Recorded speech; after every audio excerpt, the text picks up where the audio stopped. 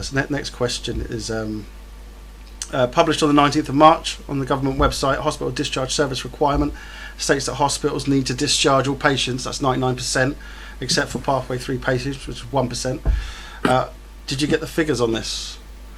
So the figures aren't actually available on this, because obviously they are hospital by hospital. I did ask the Buckinghamshire Healthcare Trust for it, but the level of work that would have to be done to get those exact figures actually would put a burden on them that I wasn't prepared to put on them at a time when they're having to focus on caring for the people that need their care right now.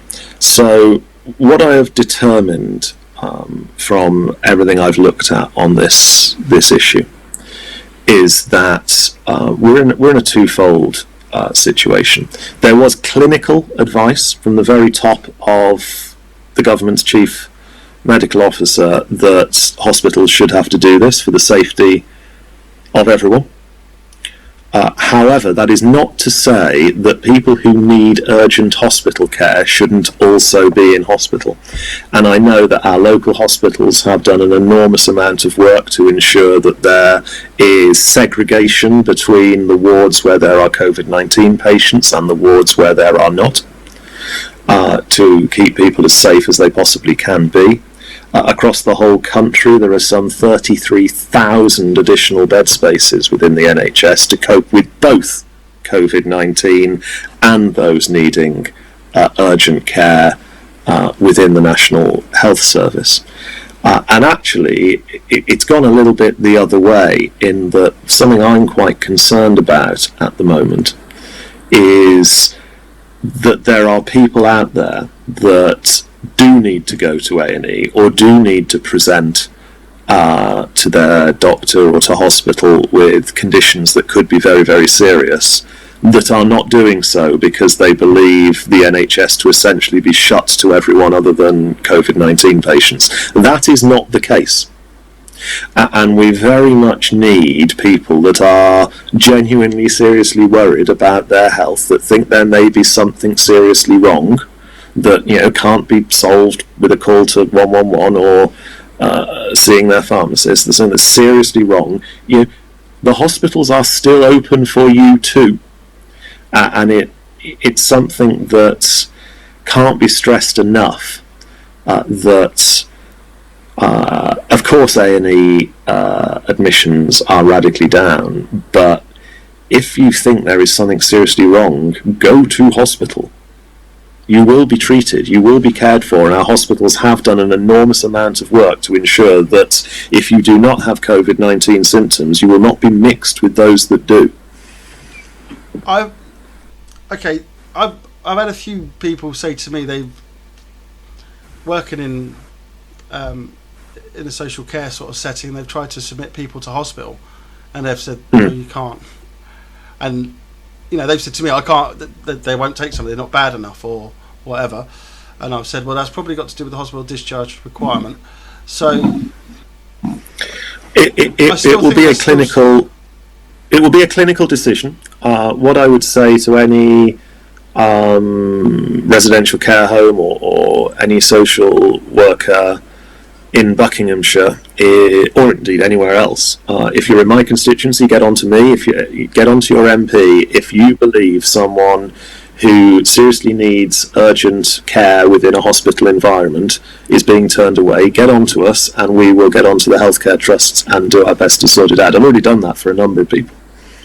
Okay, the people I've spoke to, they don't want to have their name out there. They want to stay. No. This would be entirely private. People that come to their MP for help, certainly people that come to me for help, I don't go and broadcast it. It is totally confidential, totally private, and as long as that individual consents to me contacting either the NHS or the government or the council on their behalf, I will go into bat for them and get the result, or do my absolute best to get the result they need. Okay.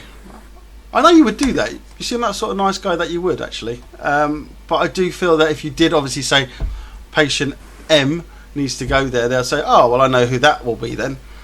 And then they could...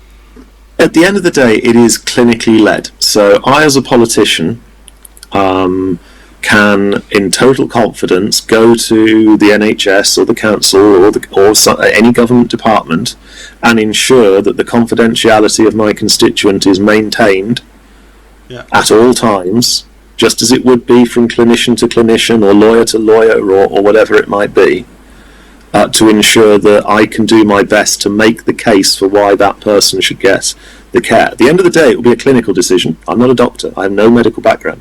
But I will do my best to make sure that person's voice is heard. That'll be good, thank you. I am a bit worried. I know you're saying you don't want to tie up their time because they're doing other things, and retrieving data can actually be exhaustive. The biggest problem I have, or what I can see from all of this, is with the max exodus, depending on how many people it was, do you think with this knee-jerk reaction that actually they were pushing COVID patients into social care, into like care homes and stuff like that? Because I find... I've not seen any evidence of that. Of course, actually in Buckinghamshire we've got Olympic Lodge next to Stoke Mandeville Hospital, which actually is more of a receiving centre, if you like. So actually for some patients leaving the hospital setting who maybe aren't ready to go straight into a standard normal residential care home, Olympic Lodge is a facility that is quite unique to Buckinghamshire. Okay. That we have. That's got 240 beds in it, I think. So that can actually take a significant number of people, particularly from Mandeville. And the council and the healthcare trust are working absolutely hand in glove together to ensure that if there is more capacity needed, they will work together to find that. Yeah, but the question is in the early stages back in March, when they released this discharge requirement, did people, for instance, who they didn't know they had COVID because of the knee-jerk reaction, is what I call it, and they sent them straight out without testing, they could have actually got into the homes, the residential homes or other care facilities, and also frontliners who might have been affected. I get the point you're making. I personally have not seen evidence of that.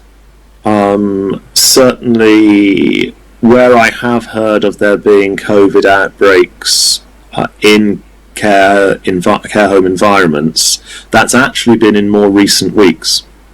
So the incubation period of COVID-19 from the point at which these hospital discharges were happening would have already been over for some time. So I'm more than happy to, I certainly can't discount it. I've got no evidence to discount what you're saying, but I have seen no evidence that was the case. Okay. Again, it's not, unless you look at the figures. I mean, some of the questions that were asked last time was obviously gaining the data. Would we actually see how many people were readmitted? Because obviously within 5 days, if they started to show any signs, it was a bit like, well, actually, they probably didn't get it at the care home. They actually got it. They already had it when they were leaving, and then it came back. I can't discount that as a theory, but equally, I've got no evidence to suggest that did happen either. I have no evidence either. Yeah. So there we go.